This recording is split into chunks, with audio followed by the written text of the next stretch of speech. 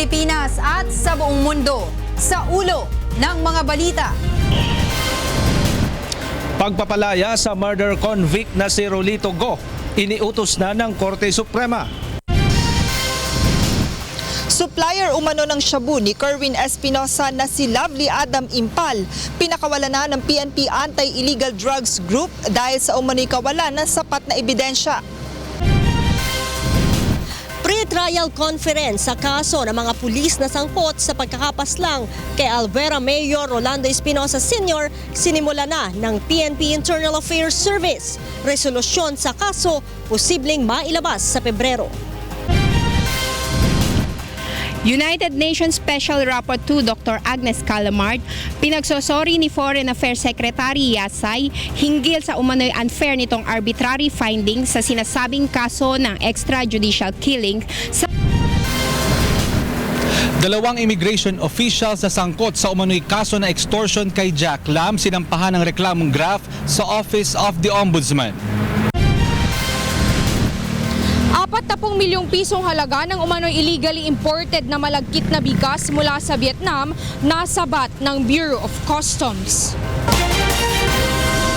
Una sa ating mga balita, naghain ng reklamong graft sa Office of the Ombudsman ang umano'y nagsilbing middleman na si Wally Sombero laban sa dalawang immigration officials na sangkot sa di umano'y tangkang pangingikil sa gambling tycoon na si Jack Lam.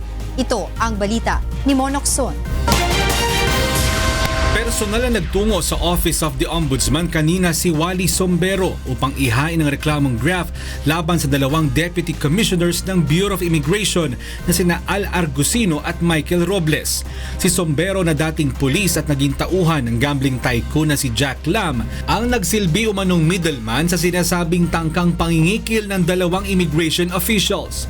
Una nang sinabi ni Robles at Argusino na tinanggap nila ang 50 million pesos na pera mula kay Jack Lam bilang bahagi umano ng kanilang investigasyon.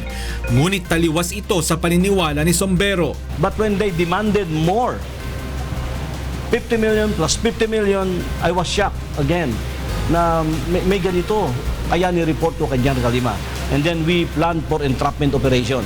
Inihayag rin ni Sombero na humingi siya ng payo kay Justice Secretary Aguirre kung itutuloy niya ang pagsasampa ng reklamo. Hindi ko alam ang gagawin ko talaga sapagkat I witness something na hindi dapat nangyari sa ilalim ng administrasyon ng ating Pangulo.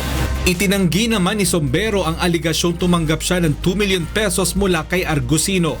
Kasama sana ni Sombero na maghahain ng reklamo si Bureau of Immigration Intelligence Chief Charles Calima, subalit hindi na umano ito concern sa kanyang kaso. Mon Hokson, UNTV News and Rescue, Office of the Ombudsman.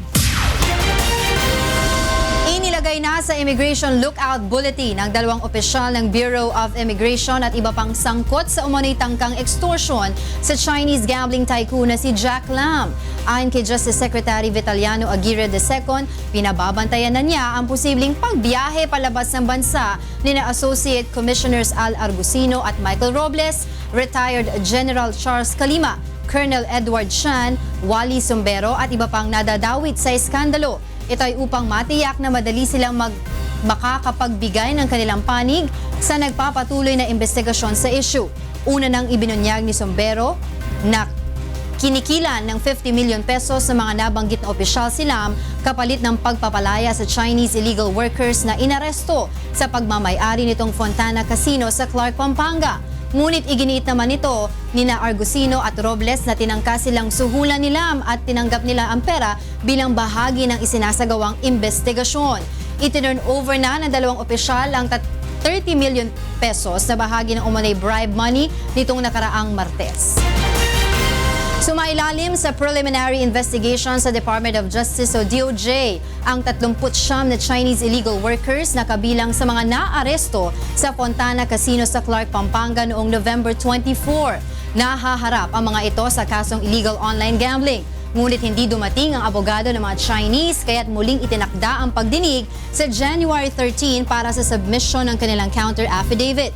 Pagkatapos nito ay re-resolbahin na ng prosecution panel ang reklamong isinampa ng Office of Cybercrime ng DOJ. Samantala, iniutos na ng Korte Suprema ang anggarang pagpapalaya sa convicted murderer na si Rolito Go. Sa inilabas sa kautusan ng Supreme Court 3rd Division, inaatasan ng hepe ng Bureau of Corrections sa Bucor na palayain na si Go mula sa pagkakakulong sa New Bilibid Prison sa Muntinlupa. Paliwanag ng korte na kumpleto na ni Go ang kanyang 30 taong sentensya noong pang August 21, 2013. Otomatiko na ring naibaba sa 30 taong pagkakabilanggo ang parusang life imprisonment kay Go matapos itong mabigyan ng colonist status noong 2008. Ang utos ng SC ay sagot sa petisyon ng Bucor na nagsasabing hindi pa tapos ang sentensya kay Go dahil ang presidente lamang ang may kapangyariang babaan ng sentensya ng isang bilanggo. Nahatulan ang construction magnate na si Go sa kasong murder noong 1993 dahil sa pagpatay sa estudyanteng si Eldon Maguan sa isang road rage incident noong 1991. Naging controversial din ito dahil sa ilang beses na pagtakas sa bilangguan. Pinayagan ng lumabas ng Camp Crame ang itinuturong supplier ng droga ni Kerwin Espinosa na si Lovely Adam Impal. Ayon sa Philippine National Police Anti-Illegal Drugs Group, wala silang nakuhang sapat na ebidensya upang patuloy na i-detain at kasuhan si Impal. Ito ang balita ni Joanna Nano. Wala na sa kustudiya ng Philippine National Police Anti-Illegal Drugs Group ang itinuturong supplier ni self-confessed drug lord Kerwin Espinosa na si Lovely Adam Impal. Ayon kay PNP AIDG Director Chief Superintendent Albert Ferro, wala pa rin silang hawak na matibay na ebidensya upang sampahan ng kaso si Impal. Wala ring inilabas na warrant of arrest para rito, kaya hindi nila ito maaaring i-detain ng matagal.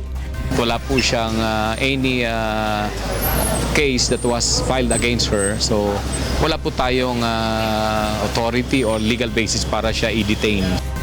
Gayunman, humingi umano si Impal ng seguridad mula sa pulisya dahil sa kinakaharap na mga banta sa buhay kasunod ng kusa niyang pagsuko sa mga otoridad noong December 5. Yung mga request niya po, ayaw niya ma-interview, ayaw niya ma-expose sa media kasi alam niyo naman po baka may mangyari sa kanya. Tumanggi naman ang pulisya na tukuyin ang kinaroroonan ni Impal, gayon din ang mga personalidad na binanggit nito sa kanyang affidavit. Sa ngayon ay wala pang kasong inihahanda ang PNP AIDG laban kay Impal at ipinauubaya na sa nakasasakop na local police unit ang pagsasagawa ng investigasyon sa umano'y drug operation nito. Nanawagan din sila sa sino mang may impormasyon o direktang nakatransaksyon ni Impal na makipag-ugnayan sa kinauukulan upang umusad ang investigasyon. Joan Nano, UNTV News and Rescue, Camp Crame. Umpisa na ngayong araw ang pre-trial conference ng PNP Internal Affairs Service sa reklamong kinakaharap ng grupo ni Superintendent Marvin Marcos hinggil sa pagpaslang kay Albuera Leyte Mayor Rolando Espinosa. Ito ang balita ni Lea Ilagan. Sinimula na ng PNP Internal Affairs Service ang preliminary conference sa kasong administratibo ng mahigit sa 20 pulis na sangkot sa pagkamatay ni Mayor Rolando Espinosa Sr. Kabilang sa mga dumalo ang 13 tauhan ng CITG Region 8 sa pangunguna ng kanilang hepe na si Police Superintendent Marvin Marcos. Kasama sina Police Superintendent Santi Matira at Police Chief Inspector Leo Laraga. Dumalo rin ang 6 na tauhan ng PNP Maritime Group na kasama sa operasyon ng CIDG. Pero ayon kay IAS Legal Affairs Service Chief, Attorney Sheila Ojano Castillo na tumatayong hearing officer, hindi natapos ang preliminary conference dahil na rin sa dami ng dokumento na kailangang isumite ng prosekusyon at ng mga akusado. Dahil dito, nakatakdang ipagpatuloy ang pre-trial conference sa January 10, 2017. In the pre-conference is the marking of documents, what are the issues to be tackled, if there are stipulations or admissions of both parties, para malimit lang yung issue natin. Pagkatapos nito ay bibigyan naman ng 15 araw ang magkabilang panig para magsumite ng kanilang position paper. May 30 araw naman ang IAS para tapusin ang pagdinig at maglabas ng resolusyon na isusumite kay PNP Chief Police Director General Ronald Bato de la Rosa.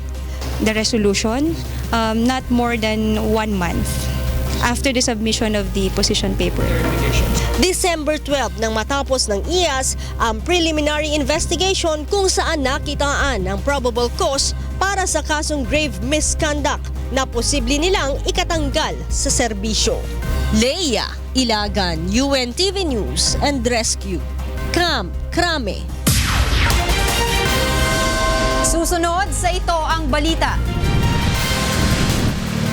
40 milyong pisong halaga ng umano'y illegally imported na malagkit na bigas mula sa Vietnam nasabat ng Bureau of Customs.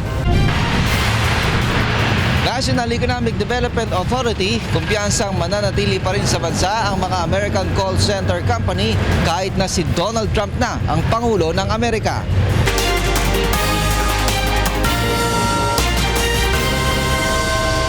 Nagpaalala ang Bangko Sentral ng Pilipinas sa publiko na papalitan na sa mga bangko ang hawak nila mga lumang disenyo ng pera dahil hindi na ito maaaring gamitin pagkatapos ng December 29. Ito ang balita ni Marge Navarro. Ilang araw na lang at matatapos na ang taong 2016, kaya muling nagpaalaala ang Bangko Sentral ng Pilipinas sa publiko na kung may itinatago pang lumang pera ay papalitan na ito sa mga otorisadong bangko ng BSP. Ayon kay BSP Deputy Director for Currency Issue and Integrity Office Grace Malik, kailangan ng palitan ang mga lumang pera upang maiwasan ang paglaganap ng mga counterfeit o pekeng pera. Ang bago natin ngayon, yung tinatawag natin New Generation Currency. Ito ay dinagdagan pa ng iba yung seguridad. Ano? So, kailangan na talagang palitan alisin. Palitan. Alam mo naman yung mga advancement ng teknolohiya. So, itong mga mamimeke, na pag-aralan na nila. Ang demonetization ng 1985 New Design Series o NDS ay nagsimula na noon pang January 1, 2016. Isang taon o hanggang December 31, 2016 ang ibinigay na palugit ng BSP upang papalitan ang mga ito ng bagong pera o ang tinatawag na New Generation Banknotes, bagaman hindi na ito maaaring gamiting pangbayad. Ngunit Friday holiday ang December 30 at papatak naman sa araw ng Sabado ang December 31, kaya hanggang December 29 o huling Webes ng taon na lamang maaaring magpapalit ng pera. Pagpasok ng January 1, 2017, tuluyan ang mawawala ng monetary value ang mga NDS banknote. Sa mga overseas Filipino worker, immigrants at non-resident Filipinos sa ibang bansa, payo ng BSP, mag-register sa kanilang website kung mayroon pa silang hawak na old banknotes. Nag-open tayo ng website sa yung BSP website, https://orbs.bsp.gov.ph. Buksan lang nila yon at mag-register sila. Meron silang assurance sa pagbalik nila 1 year of the registration, pwede pa nilang palitan. Value for value. Kung hindi makakauwi ng bansa, maaaring magpadala ng kinatawan ng isang OFW. Tiyakin lamang na dala ng authorized representative ang registration form at original passport kung OFW.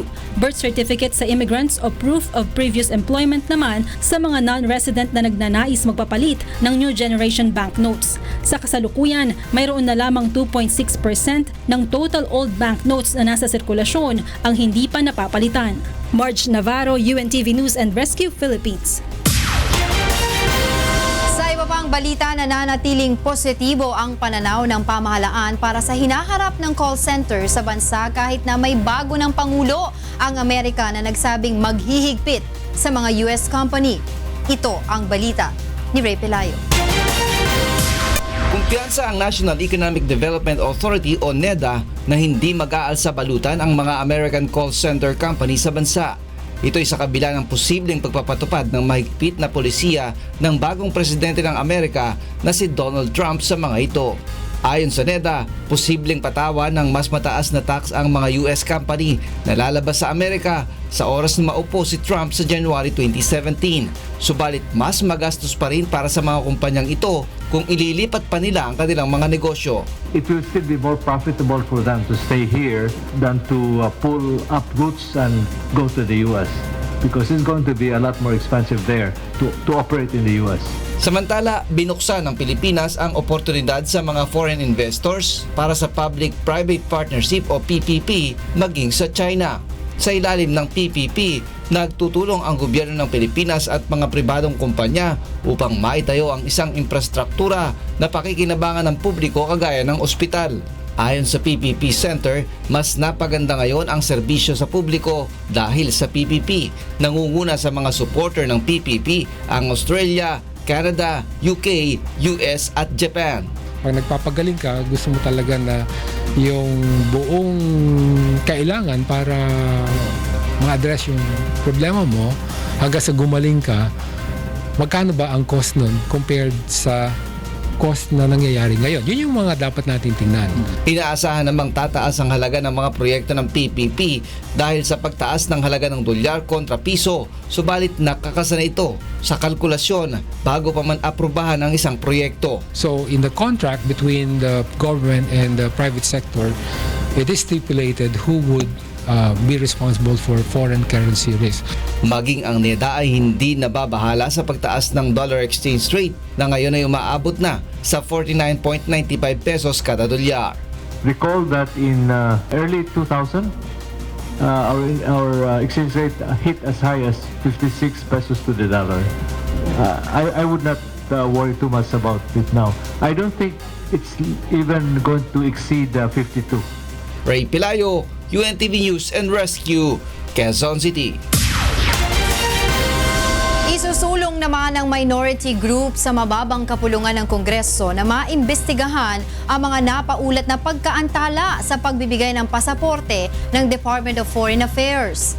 Ito ang balita ni Nel Maribuho. Ilang reklamo na ang natanggap ng ACO-FW Party List kaugnay ng mga nadidelay na pag-i-issue ng mga pasaporte ng Department of Foreign Affairs. Ayon kay ACO-FW Representative Anisito Bertiz, batay sa kanilang mga natanggap na hinaing lalo na sa mga overseas Filipino worker mula sa express o normal processing na 10 hanggang 20 araw ay umaabot na ng ilang buwan bago makapaglabas ng passport ang DFA. 3 months na ngayon ang delay ng passport. Paano kung ikaw ay isang OFW na kailangan mong lalong-lalo na mga seaman, hindi pwedeng madelay ng isang araw yan. Batay sa kanilang inisyal na investigasyon, nagkakaroon ng patong-patong na trabaho sa pag-iimprenta ng mga pasaporte ang APO Production Unit na printing office ng pamahalaan na nasa ilalim ng pangangasiwa ng Presidential Communications Office. Involved na rin dyan yung mga sindikato sa DFA na ang ginagawa, may mga contact yung ibang empleyado ng DFA sa labas ng mga travel agency na sige lang ang online nila. Iginagalang naman ng DFA ang hakbang na ito ng ilang mambabatas. Ayon kay Assistant Secretary Charles Jose, prerogatibo ng Kongreso na mag-imbestiga at welcome sa kanila ang gagawing investigasyon lalo na at ito ay makatutulong upang lalong mapabuti ang pagseserbisyo sa publiko. Nel Maribuho, UNTV News and Rescue, House of Representatives. Nasabat ng Bureau of Customs sa BOC ang 40 milyong pisong halaga ng umano'y illegally imported na glutinous rice o malagkit na bigas mula sa Vietnam. Ito ang balita ni Aiko Miguel. 20 container truck na 2x20 feet ang nasabat ng Bureau of Customs na may laman na sako-sakong glutinous rice o malagkit na bigas na nagkakahalaga ng tinatayang 40 milyong piso. Dumating ang mga kargamento sa Pilipinas noong November 7 at 13 mula sa Hong Kong. Ngunit sa investigasyon ng Bureau of Customs Manila International Container Port, galing ang mga sako ng glutinous rice sa Ho Chi Minh City, Vietnam. Naging kaduda-duda ang laman ng mga cargo dahil nakapangalan ang consignee sa isang kapitan ng barko. Ngunit walang detalye kung anong barko ito naka-assign. Pinangalan niya to sa mga barko. Gusto niyang itago na supply ng mga barko para makalusot. Medyo magaling yung mama. Makikita niyo nagtap pa ito sa board. So he tried to outsmart us pero very glaring yung scheme. Wala ring import permit ang mga kargamento. Pag rice, worth 10 million and up, non-bailable na po yun. Magko-qualify na siya na economic sabotage. Definitely itong shipment na to magko-qualify. Inihahanda na ng BOC ang mga kasong isasampa laban sa mga sangkot sa smuggling na posibleng ihain sa korte sa darating na Enero. Sabay-sabay po namin i-release. Once we file the case in court, we'll give you the names of these people involved dito sa smuggling of rice. Aiko Miguel, UNTV News and Rescue, Bureau of Customs. Nabigyan na ng maayos sa tirahan ang maigit 800 pamilyang informal settler sa pinakamalaking resettlement site sa bansa. Ito ang balita ni Grace Cassie. Dating nakatira sa tabi ng ilog ang pamilya Prion. Ayon kay Greg, lagi silang nangangamba tuwing umuulan dahil baka anurin ng tubig ang kanilang bahay. Subalit ngayon, maayos na silang nakakatulog sa gabi nang makalipat sa maayos at ligtas na bahay. Noon na ilang beses na nahulog anak ko dun sa hagdan, dun sa bahay namin yung una. Natatakot ko. Pero ngayon, nawala na yung pangamba dahil maganda na yung tirahan na binigay sa akin. Isa lamang ang pamilya Prion sa mahigit 800 pamilya na informal settler na ngayon ay nailipat sa pinakamalaking in-city relocation site. Ito ay nakatayo sa 11 ektaryang lupa sa Barangay Bignay, Valenzuela City na tinawag na Disiplina Village. Oras na matayo ang lahat ng unit, kasya dito ang nasa mahigit 3,000 pamilya. Mayroon na rin itong paaralan, klinik at maliit na grocery store. Hindi na rin mahihirapan ang mga residente sa kanilang pagtatrabaho dahil nasa isang syudad na sakop ng Metro Manila ang relokasyon. Kung dati-rate ang relocation sa labas ng Metro Manila pero nahihirapan yung mga lumilipat doon dahil malayo sa kanilang pamilya, malayo sa trabaho, malayo sa kanilang mga mahal sa buhay, napagdesisyon ng pamalang lungsod ng Valenzuela na dapat dito lang kayo sa Valenzuela City.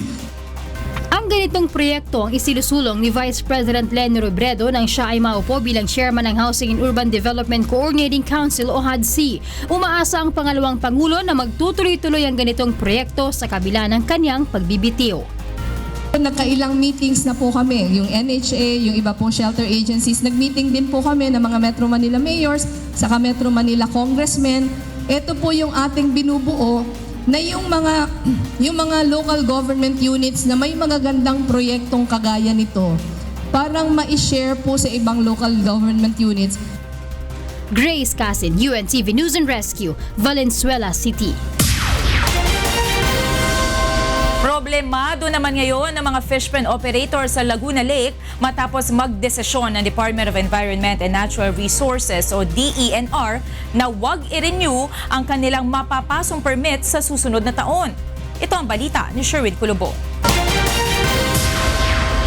Dating seaman si Saldi Apasionado na taga Calamba, Laguna, ngunit nagpasya siyang huminto sa pagiging isang overseas Filipino worker upang makasama ang kanyang pamilya. Ang kanya umanong naipon sa pagiging OFW, ipinagpagawa niya ng fish cage sa Laguna Lake upang ipangtusto sa pang-araw-araw nilang pangangailangan. Mula sa maliit na palaisdaan, mayroon na siya ngayong 3 fish pen na may lawak na 13 ektarya.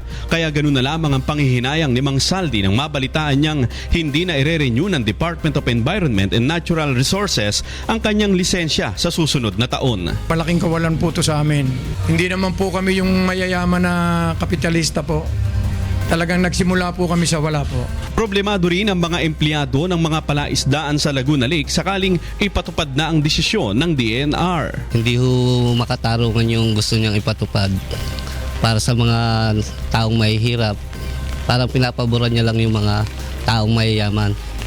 Kasi ang palaisdaan ang inaasahan ng mga mahihirap dito. Panawagan nila kay Pangulong Rodrigo Duterte na muling ikonsidera ang desisyong baklasin ang malalaking fish pens sa Laguna de Bay. Ay hindi pwede kasi maraming mga walang trabaho ng tao. Sana Presidente Duterte wag mong ituloy ang pagdidemolis ng mga fish pan. Marami pong mawawalan trabaho ng tao. Una nang sinabi ng DENR na magbibigay sila ng livelihood program sa mga mangingisdang maapektuhan ng non-renewal ng permits sa susunod na taon. Sherwin Kulubong, UNTV News and Rescue, Laguna. Pangungunahan ni Pangulong Rodrigo Duterte ang pagtitipon ng Filipino community sa Singapore ngayong gabi. Ito ang huling event ng Pangulo bago siya umuwi ng Pilipinas. Mula sa Singapore, ito ang balita ni Rosalie Coz, live. Yes, Rosalie. Yes, Magandang gabi, Monica. Pasado 1:00 ng hapon nang magdatingan ng mga kababayan natin dito sa Singapore Expo para dumalo sa Filipino Community Gathering. Espesyal dahil ito na ang pinakamalaking pagtitipon ng mga Pilipino rito at mismong si Pangulong Rodrigo Duterte ang dadalaw at magbibigay ng mensahe para sa kanila.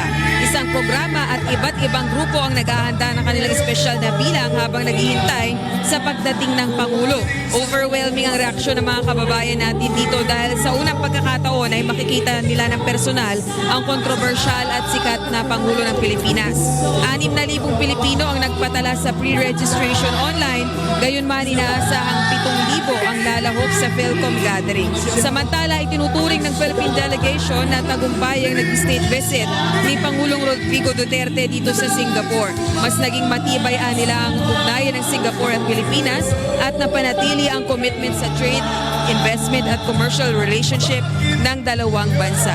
Monica, ang nakita ngayon sa TV screen ng ating mga kasangbayan ay nagpe-perform maging si PNP Chief Director General Ronald Bato de la Rosa dahil 6:00 na ang nakatakdang pagdating dito ng Pangulo pero on the way na siya at hindi natin kinakikitaan ang pagkainip ng ating mga kababayang Pilipino naghihintay dito kahit nasa 5 oras na yung iba sa kanila naghihintay. At take note natin itong pinagdadausan ng Philcom Gathering ngayon medyo malayo sa Central Business District. Kaya talagang alam natin na sabik ang ating mga kababayan. Ang karamihan sa kanila naglakbay pa ng malayo para lamang makarating dito, nakipagsiksikan, nagutom para lang makita ng personal si Pangulong Duterte. Monica, pagkatapos ng event dito sa Philcom Gathering, 8:00 ng gabi ang nakatakdang pagbalik ni Pangulong Duterte sa Pilipinas. Yan muna ang latest live mula rito sa Singapore. Balik sa inyo dyan sa studio. Maraming salamat, Rosalie Cos, live na nag-uulat mula sa Singapore. At karengke katamang balitang promdi. Belaan ni pamuntukan ng Davao City ing karelang tauhan na ila magpapakbong baril kasabi ning pamagpalit ning banwa. Ining balita ng Victor Cosare. Luyo sa naandan matagtuig, dili na pagaselyuhan ang pusil sa mga pulis sa Davao City subay sa mando ni PNP Chief Police Director General Ronald de la Rosa. Apan gipasidan-an na sa liderato sa Davao City Police nga mag-atubang og daghang kaso ang mga pulis nga mapamatud ang nagpabuto sa ilang pusil isip pagsaulog sa bag-ong tuig. Giawhag usab ang katawhan nga itaho sa mga pulis ang mga malambigit sa indiscriminate firing. Most probably may kalalagyan siya, administrative case yung unang abuti niya, pangalawan yung kriminal. Aron masiguro usab nga luwas ang katawhan ug igo ang puwersa nga magbantay sa seguridad sa dakbayan karong holiday season, kanselado na ang leave sa mga pulis pati ang mga sundalo sa Eastern Mindanao Command. If ever na kailangan nating mag-respond sa any eventualities that needs the deployment of forces, we will do so, especially with the holiday season. Panay nga nagpahinumdum ang mga pulis ug sundalo sa katawhan nga kanunay magbinantayon ug ipahibaludayon sa mga otoridad kung adunay namatikdang kadudahang tao o butang sa ilang lugar. Victor Cosare, UNTV News and Rescue, Davao City. Alina na ang yung sapatan ng Provincial Hospital king Masbate ing tuloy-tuloy adara kala maa-admit pasyente king karelang pasilidad. Uli na ning kakulangan king hospital beds. Ining report ng Jerry Galicia. Tusan Provincial Health Office dili maubos sa halos sa 2 kagatos na pasyente ang ginasulod para magpa-confine sa Masbate Provincial Hospital. Pero usad kagatos na pasyente lang ang kaya i-accommodate na populasyon sa hospital. Marami naman po tayo ng kama o katre para sa pasyente. Kaso, ang problema namin is umabot pa rin sa time na kahit yung mga sobrang kama pati ng teheras na hiningi namin sa DOH, nagagamit po lahat yun. Kaya ang iba na pasyente nasa mga agihan na lang nagapwesto habang ang iba ada na sa labi sa hospital. Pero igwan bag-on na ginhimo na upat na palapag na hospital ang nakaagi na pamalampang lalawigan, kulang man gihapon ang mga pasilidad. Ginsigurado naman sa Provincial Health Office na maabrihan dayon sa nina tuig 2017 ang bag-o na pasilidad sa hospital para ma-accommodate ang mga pasyente. Jerry Galicia, UNTV Bareta, kagresponde, Masbate. Minabot king nga 2 milyong peso sing ulaganan ning pibanja na mesilab king milyaring silab king meto nga tindahan ning appliances king barangay San Isidro king Saragosa, Nueva Ecija nanding abak.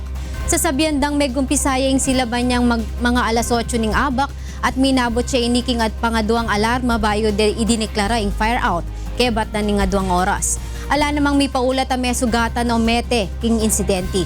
Patuloy da pang iimbestiga ning posibleng penibatanin ning silab.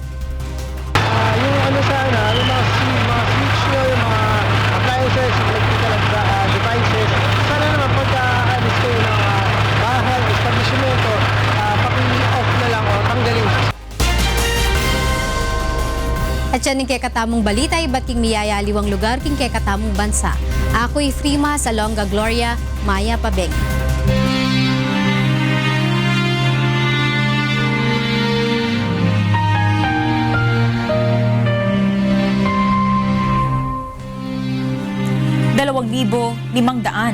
at 80 araw na po ang nakalipas mula na maganap ang malagim na Maguindanao Massacre.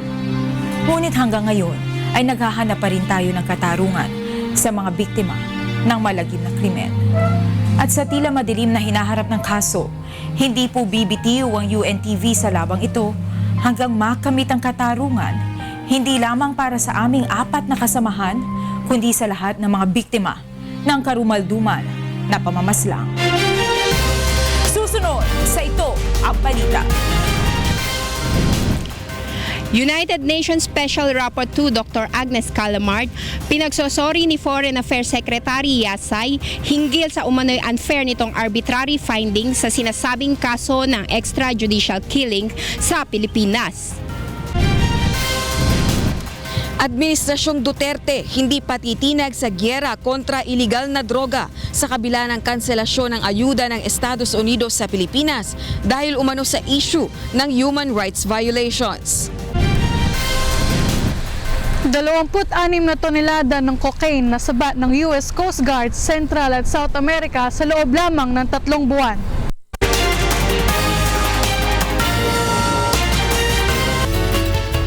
Alamin natin ang latest sa lagay ng panahon mula kay Ray Pelayo na nasa UNTV Weather Center. Ray, ano ba ang magiging weather natin this weekend? Narito po ang magilagay ng panahon sa mga susunod na oras. Ang amihan po ngayon, may iral na nakapekto sa may Northern Luzon at yung tail end of a cold front dyan naman po sa may eastern section ng Central at Southern Luzon at yung trough ng low pressure area dyan naman po sa may area ng Mindanao. Sa forecast po ng Pag-asa, yung area po ng Bicol Region, Aurora, Rizal and Quezon ay makakaranas po ng mga pag-ulan na posibleng magdulot ng mga pagbaha at landslide. Light to moderate rains naman po ang maaaring maranasan sa may area ng Metro Manila, sa nalabing bahagi ng Calabarzon at Mimaropa. Sa nalabing bahagi naman ng Luzon, meron din pong mahinang mga pag-ulan. Sa Science Garden sa Quezon City, maaari pong mabot bukas sa 29 degrees Celsius ang maximum temperature, 25 sa Tuguegarao, sa Baguio po 15 to 22, at 31 degrees Celsius sa may area po ng Puerto Princesa City sa Palawan. Makulimlim din po ang lagay ng panahon sa may summer provinces kung saan makararanas din ng malalakas na mga pag-ulan at samantalang nalabing bahagi naman po ng Visayas ay light to moderate rains. Sa Iloilo City at Metro Cebu hanggang sa Tacloban, hanggang 30 degrees Celsius ang posible pong maitalang temperatura bukas. Sa Mindanao area, dahil nga po sa trough ng low pressure area, makakaranas din po ng makulimlim na lagay ng panahon at mahina hanggang sa katamtamang mga pagulan.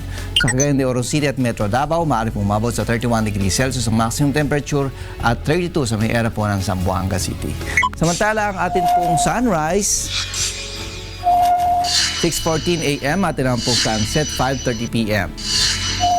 Yan ang ating ulat panahon. Mulan man po tumaraw, huwag natin kalilimutang pasalamatan ang Diyos na lumala. Balik po sa inyo. Maraming salamat sa iyo, Ray Pelayo, mula sa ating UNTV Weather Center.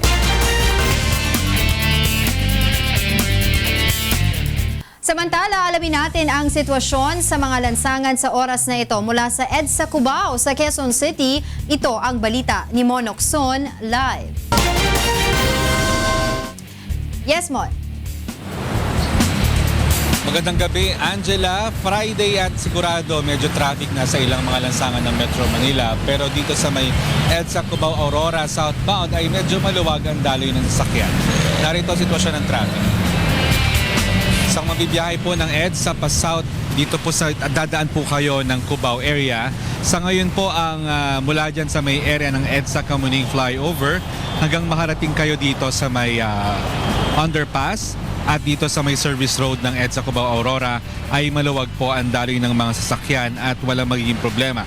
Tuloy-tuloy po yan hanggang makarating kayo dyan sa may area ng Farmers at hanggang dyan patungo po ng Ortigas. Samantala, ang problema ay yung pabalik naman ng Quezon City. Sa mga nanggagaling po ng Ortigas, medyo moderate to heavy traffic po tayo pag malapit na kayo sa White Plains at hanggang dito po yan sa may area ng Cubao. At luluwag lamang makalagpas naman po ng Mega Q-Mart patungo naman dyan sa may area ng Quezon Avenue. Silipin po natin ang ilang mga live points natin sa Metro Manila. Unahin natin ang EDSA Guadalupe. Mula sa Guadalupe papunta po ng Shaw Boulevard, heavy traffic na po ang area na yan, lalo na't marami po ang mga kababayan natin pauwi sa probinsya sa araw pong ito o gabi sa gabing ito. Yun naman po nanggagaling ng Orense papunta po ng Ayala ay gayon din naman heavy traffic dyan po sa lugar ng EDSA Guadalupe. Puntahan naman natin ang live point natin sa bandang Maynila sa may Recto Avenue. Sa mapunta po ng Divisoria, moderate traffic po ngayong gabing ito dyan sa area na yan. Gayon din naman po sa mga papunta ng Legarda na dadaan po ng Recto Avenue. Moderate traffic po sa may area na yan ng Maynila. Paalala po sa ating mga kababayan, hanggang mamayang alas 8 pa po ang number coding. Lahat po ng mga sasakyan ng kanilang plate number ay nagtatapos sa 9 at 0. Bawal po hanggang mamayang alas 8 sa mga lansangan ng Metro Manila. Yan po ating traffic update. Balik sa Angela. Maraming salamat sa iyo, Monokson. Live na nagulat mula sa EDSA Cubao sa Quezon City. Sa ibang balita, tiniyak naman ng Duterte administration na tuloy pa rin ang anti-drugs war sa kabila ng kinansilang ayuda ng isang US agency para sa development project sa Pilipinas dahil sa umano'y dumaraming kaso ng human rights violations. Ito ang balita ni Rosalie Coz. Kung pansilumang ituturing ang pag-aatras ng Estados Unidos ng tulong nito sa Pilipinas upang baguhin ito ang mga polisiya sa bansa, katulad ng independent foreign policy at anti-drug war ng Duterte administration. Hindi susunod dito ang pamahalaan ayon kay Foreign Affairs Secretary Perfecto Yasay. It's merely a attack for us to be kowtowed, to bow down to their demands. We will not do so. If they don't want to help us, then we'll accept that. Ginawa ng kalihimang pahayag sa isang pulong balitaan dito sa Singapore kasama ang ilang miyembro ng gabinete ni Pangulong Rodrigo Duterte. Kaugnay ito ng pagtanggi kamakailan ng Board of Directors ng Millennium Challenge Corporation o MCC na ipagpatuloy ang ayuda sa Pilipinas sa pamamagitan ng panibagong 5-year grant dahil umano sa usapin ng paglabag sa batas at karapatang pantao kaugnay ng anti-drug war ng administrasyon. Ang MCC ay isang independent US government agency na naglalayong ibsan ang kahirapan sa pamamagitan ng pagbibigay ng ayuda sa underdeveloped at developing countries. Natapos na noong Mayo ang first 5-year grant ng MCC sa Pilipinas na nagkakahalaga ng $434 million. Ngunit hindi nababahala rito ang administrasyon dahil marami pa umanong mga bansa ang nagpahayag ng interes na mamuhunan sa Pilipinas. Iginiit din ng ilang admin officials na kung tunay na kaalyado ng Pilipinas ang Amerika, dapat ay tinutulungan pa nila tayong resolbahin ang matitinding suliranin sa bansa. Instead of taking out the funds to support, dapat mas bigyan mo pa. Ayun din yung mga background yan sa mga GSP, Generalized System of Preferences, precisely to help the developing country in the development efforts.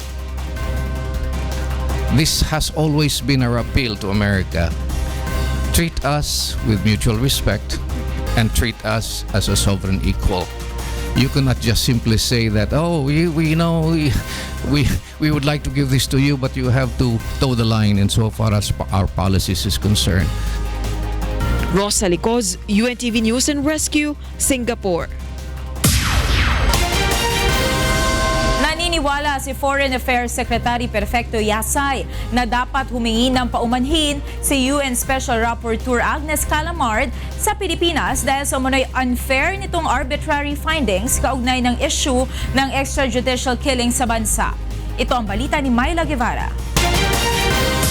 Muling nilinaw ni Foreign Affairs Secretary Perfecto Yasay na hindi pa kinakansela ng pamahalaan ang imbitasyon kay UN Special Rapporteur on Summary Executions Dr. Agnes Calamard para imbestigahan ang issue ng extrajudicial killing sa bansa. Sa isang press conference, sinabi ni Secretary Yasay na nasa desisyon na ni Dr. Calamard kung susundin ito ang mga inilatag na kondisyon ni Pangulong Duterte. Kabilang na dito ang pagsasagawa ng public debate, makapagtanong ang Pangulo kay Calamard at pagsailalim nito sa oath. Hiniling din ni Secretary Yasay na mag-apologize si Calamard sa Pilipinas at bawiin ang inilabas nitong umano'y unfair na arbitrary findings hinggil sa EJK report sa Pilipinas. It's unfairly damaged the country that this conclusion that she arrived at was not verified at all. Iginiit rin ni Yasay na hindi sumunod si Calamard sa protocol na hinihingi ng kanyang trabaho, kaugnay sa investigasyon sa human rights violations at extrajudicial killings. Because if she's really concerned about confidentiality, why did she already immediately announce her findings without even investigating first? In announcing the conclusions based on the fact based simply on media reports that were unverified. So I think the argument falls on that basis. Myla Guevara, UNTV News and Rescue, Singapore.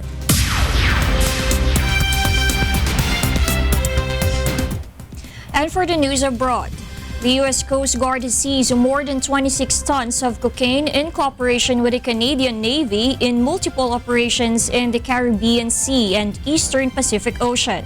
Ruth De Mesa reports. The U.S. Coast Guard on Thursday announced that it was offloading more than 26 tons of cocaine in South Florida that had been seized in joint operations with the Royal Canadian Navy in the Eastern Pacific. The drugs were seized in a series of raids. Today we'll be offloading 53,000 pounds, that's equivalent to about 24,000 kilograms of cocaine that was interdicted by multiple Coast Guard and Canadian units with an estimated wholesale value of $715 million. That's probably equivalent to about $2+ billion on the streets of America. Officials said the drugs brought ashore came from 27 different seizures off the coast of Central and South America over the past 3 months. One of the vessels involved was the U.S. Coast Guard cutter Hamilton. Its commanding officer credited wide-ranging cooperation between a variety of countries and agencies with the success of the law enforcement efforts. When pursuing modern maritime smugglers, seconds count. Each of these interdictions involves collaborated effort of joint interagency and international aircraft and vessels against stealthy, well-coordinated, and very fast-moving smugglers. Officials said they also detained about 100 suspected smugglers in the raid. Ruth De Mesa, UNTV News and Rescue, Orlando, Florida. Meanwhile, in Venezuela, telecommunications industry is taking hits at its antennas and installations amid a wave of violence spiraling through the country along with a worsening economic crisis. Ars Reyes has a full story. El sector de las telecomunicaciones de Venezuela está tomando golpes en sus antenas e instalaciones en medio de una ola de violencia surgiendo en espiral por el país junto con el empeoramiento de la crisis económica. Los proveedores de telecomunicaciones están denunciando cientos de hurtos e incidentes de vandalismo en las estaciones en todo el país. En Los Teques, situados a unos 40 kilómetros fuera de Caracas, funcionarios del operador privado Movistar examinaron los recientes daños en su estación, en el que se robaron las baterías y los compresores. En lo que va de año hemos tenido casi 600 eventos de hurtos en unas 330 estaciones, es decir, hemos tenido estaciones que han sido hurtadas más de una vez. En medio de la feroz crisis económica que ha traído la inflación galopante y obligó a muchos venezolanos a saltarse comidas debido a escasez de alimentos, escasos materiales industriales pueden pedir un precio alto. Martínez dijo que de las 330 estaciones que han sufrido robos, 44 han sido golpeadas golpeados repetidamente. El gobierno izquierdista de Nicolás Maduro abrió una línea 0800 Atenas para que las personas puedan denunciar el robo. Las empresas ahora mayormente intentando modificar las redes para reducir la dependencia de las estaciones con alto riesgo de hurto. Arce Reyes, UNTV Noticias y Rescate, América Latina. And in Canada, the residents of Montreal, Quebec prepares for the effect of the polar vortex in the country. Chris Fugaban has the details. Le vortex polaire ou moins 0 degré de température s'est ressenti maintenant dans toutes les régions du Canada.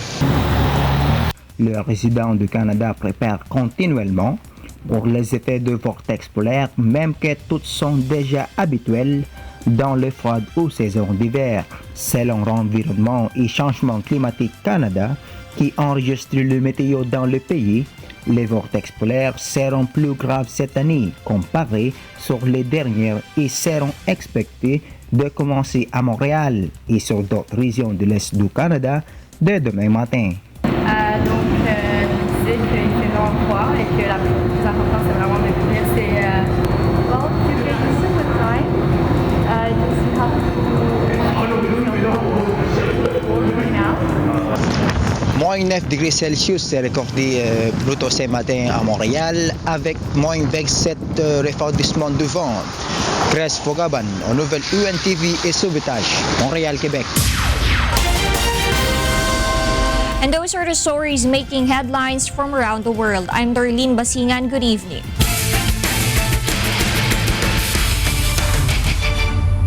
Kabilang ang sagupaan ng Judiciary Magis at Malacanang Kamao sa tatlong larong inaabangan sa second round eliminations ng 5th UNTV Cup sa linggo. Ito ang balita ni Bernard Dadis.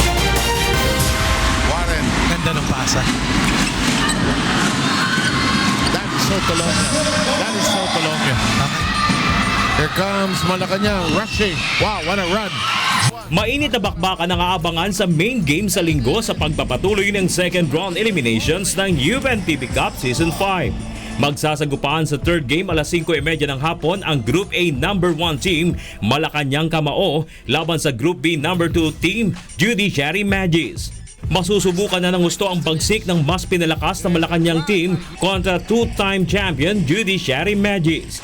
Matatanda ang tinalo ng Judiciary ang Malacanang sa Best of 3 series noong Season 3. Ngunit iba na ang sitwasyon ng Team Malacanang ngayon dahil 13 sa kanilang lineup ay bago na pinangungunahan ng dating professional basketball player na si Christian Luanson. Handa naman yung team dyan na naka-mindset kami na ang treatment na lang naman namin sa elimination is hanggat tumatagal, kailangan malaman namin yung galaw, okay, at ano kaya ibigay ng bawat isa.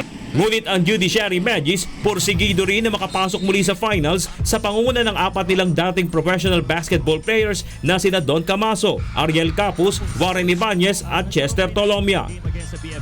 Pag-aaralan namin mga plays nila, yung transition offense, para ma-break agad namin. Tsaka yung depensa, siyempre, yun ang mahalaga sa laro. Kailangan namin talagang manalo sa susunod na game para makabalik ulit kami sa semis. Tsaka number 1 team sa kabilang grupo yun. Kung matatalo namin yun, medyo lamang na kami sa panalo. Hawak ngayon ng Malacanang ang 5-1 win-loss record habang ang Judiciary Magis ay may 6 na panalo at isa pa lang di natalo. Kapwa hangad ng dalawang koponan na makuha ang top spot sa pagtatapos ng second round eliminations para sa automatikong pwesto sa semifinal round. Bernard Dadis para sa UNTV Cup Season 5.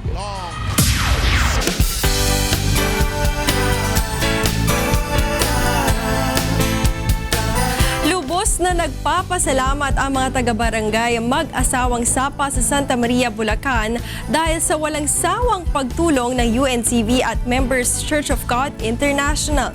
Ito ay dahil sa ikatlong pagkakataon na nagsagawa ng libreng medical mission ang UNTV at MCGI sa kanilang lugar. Ito ang balita ni Nestor Torres. 3 taon nang hirap makakita ang 58 anyos na si Mang Rinaldo Samandan, residente ng Santa Maria, Bulacan. Bunga ng katandaan, sobra na ang panlalabo ng kanyang paningin. Ngunit dahil walang pambili ng salamin, ay nagtitiis na lamang siya. Kaya nang mabalitaan ang libreng medical mission ng UNTB at Members Church of God International sa barangay Mag-asawang Sapa, agad itong nagtungo upang maipatingin ang mata at makakuha ng libreng salamin. Ang aking panlalabo ng mata, na lubos na dinaramdam ko ng siguro may kulang-kulang 3 taon na sa panlalabo. Hindi na makabasa ng malilit na words. Ngayon, nabigyan ako ng libreng salamin ng medical mission, mga tao rito, mga doktor. Ako'y nagpapasalamat po ako sa kanila. Si Mang Rolando de Vega naman ay 5 buwan ng pabalik-balik ang lagnat dahil sa matinding pananakit ng ngipin. At dahil kapos rin sa pera, hindi niya magawang makapunta sa dentista.